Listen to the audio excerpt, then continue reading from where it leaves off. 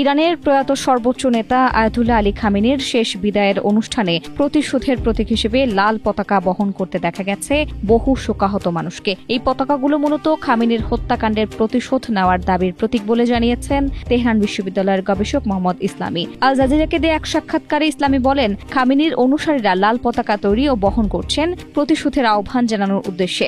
তিনি বলেন, তারা ইরান সরকারের কাছে দাবি জানাচ্ছেন যারা তাদের সর্বোচ্চ নেতাকে হত্যা করেছে তাদের বিরুদ্ধে প্রতিশোধমূলক ব্যবস্থা নেওয়া হোক। ইসলামী আরও বলেন, ইরানের জনগণের কাছে খামেনি কেবল রাষ্ট্রপ্রধানের মতো কোনো রাজনৈতিক ব্যক্তিত্ব ছিলেন না, তার অবস্থান ছিল এর চেয়েও অনেক বেশি গুরুত্বপূর্ণ। তিনি ইরানের রাজনৈতিক, ধর্মীয় ও আদর্শিক নেতৃত্বের কেন্দ্রবিন্দু ছিলেন। জীবন অবাক না করলে কে করবে? 28% মিল্ক ফ্যাটের অবাক করার সাথে ফ্রেশ মিল্ক পাউডার। জীবন অবাক করুক প্রতিদিন। বিশ্লেষকদের মতে, ইরানের লাল পতাকা ঐতিহাসিকভাবে প্রতিশোধ ও ন্যায় বিচারের দাবির প্রতীক হিসেবে ব্যবহৃত হয়ে আসছে। তাই খামেনির শেষ বিদায়ের অনুষ্ঠানে এই পতাকার ব্যাপক উপস্থিতি দেশটির জনমনে প্রতিশোধের দাবির প্রতিফলন হিসেবে দেখা হচ্ছে।